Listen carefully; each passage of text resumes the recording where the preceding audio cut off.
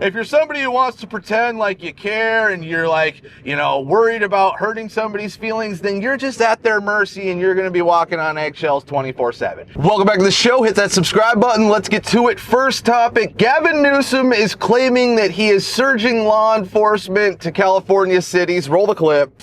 Effort that will now take shape on border division down in San Diego. We're going to advance this effort down in LA to other parts of the Central Valley, not just limited to Bakersfield, in partnership with Mayor Go there in San Bernardino.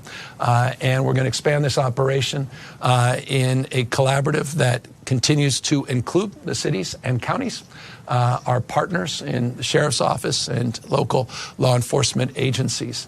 We continue as well to work with the federal partners. I'll remind you, in San Francisco, working with the Biden administration. Yeah, I don't really believe the guy. Let me know if you believe the guy that this is actually going to happen. I don't think there's any way that this is really going to happen. You think he's just all of a sudden going to be hard on crime in California? Like, oh, you think he really wants to admit that there's a problem and say, yeah, we're going to go start prosecuting crime and arresting criminals? Hell no. This guy is basically just jockeying for position against Trump. This is him going out there saying, yeah, we're going to surge law enforcement in the cities, because Trump has already said he wants to come to California and, bring the National Guard to the major cities, LA, San Diego, San Francisco. Trump's already said that, right? Homan's already said basically that they're coming, they're going to be mobilizing. So all this is Gavin Newsom is really doing here is basically just making it so he can say, well, I already said that we're surging law enforcement in major cities, and when it doesn't happen, Trump brings his people in,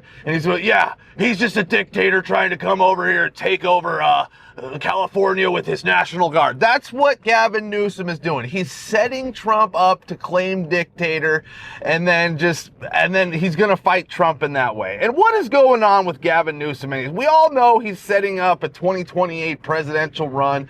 The guy basically wants to be a Trump, right? He's, making all these memes of red hat memes and like Gavin Newsom red hat memes. It's like the guy just wishes he was Trump. He'll never be a Trump, and because he's just a liberal, right? A liberal Democrat. You can't be a Trump figure and be a Democrat, right? They won't allow that to happen. They'll swallow you up, eat you up, and spit you out, and just never let you be a part of the party ever again if you try to be like a Donald Trump. But all right, let's get to the next topic here. Karoline Leavitt blasted Democrat-run cities and claimed that decline is a choice. Go ahead, roll the clip. This is our message to Americans in Democrat-run cities nationwide.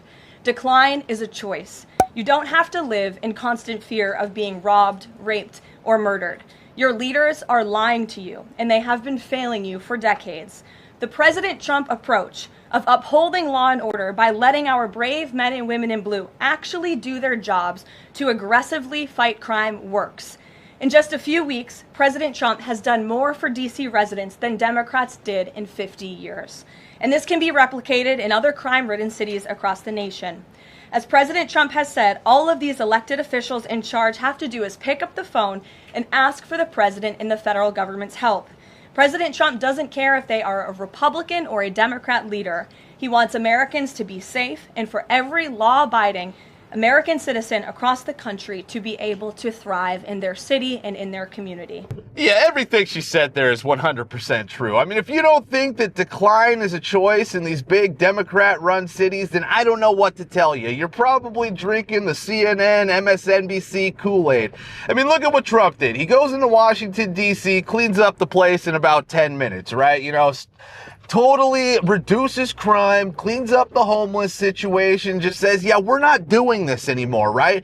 So when leadership actually takes an effective approach and declares that, yeah, we're not letting this happen anymore, we're cleaning it up, we're done with that, it tends to happen, right? And it happens quickly because people say, oh, they're not letting the criminals run the roost anymore. They're actually allowing their police officers to, prosecute crime and arrest people. Isn't that weird how that works, folks?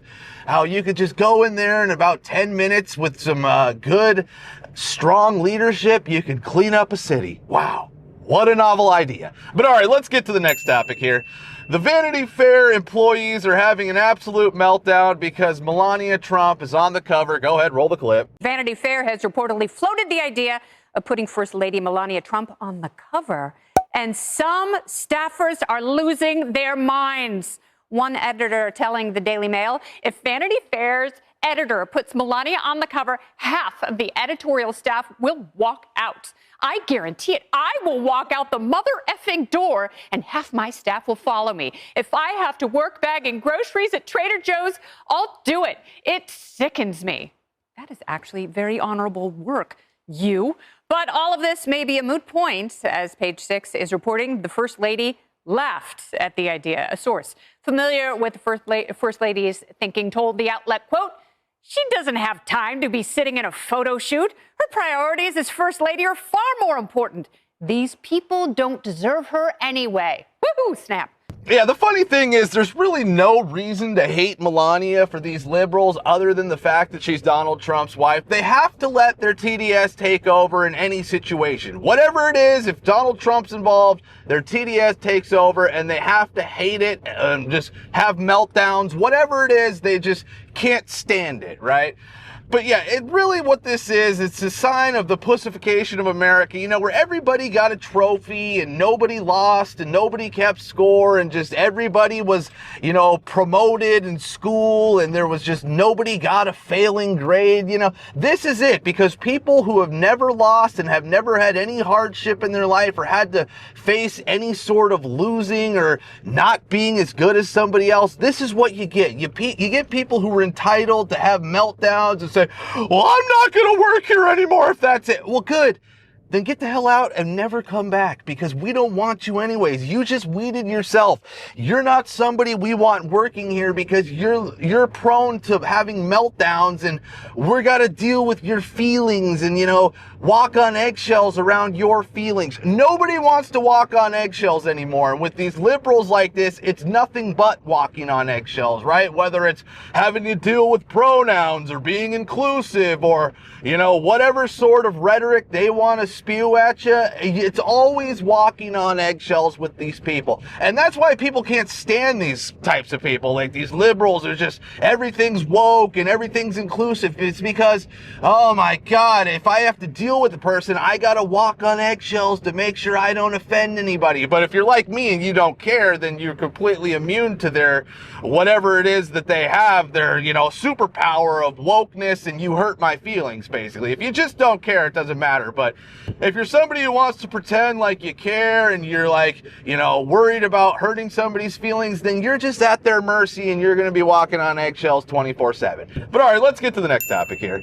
Donald Trump has set another record in the first 6 months of his presidency. Foreign visitors spent $126.9 billion while visiting America. Oh, that's weird, because didn't we hear a lot of people claiming that, like, a lot of foreigners claiming, oh, we're going to boycott America now that Trump's there. We're not going to America, you know, and tourism's going to be down and, you know, it's going to ruin tourism. Trump, everything he's doing, people don't like it. And now all of a sudden the numbers are out and 126.9 billion, a record. Wow, that's odd. But yeah, it just goes to show, you know, nobody cares about what Trump's doing. They're coming to America regardless. And probably they're more likely to come to America now because they see Trump's making it safe again, right? So where do people want to go in the world? Somewhere where they feel safe and like they're going to be protected. And if Trump's making America that, making America great again, yeah, people are definitely going to come here and spend their money. People are going to want to visit America. They're going to want to go everywhere, all the major cities, if they're cleaned up by Trump, right?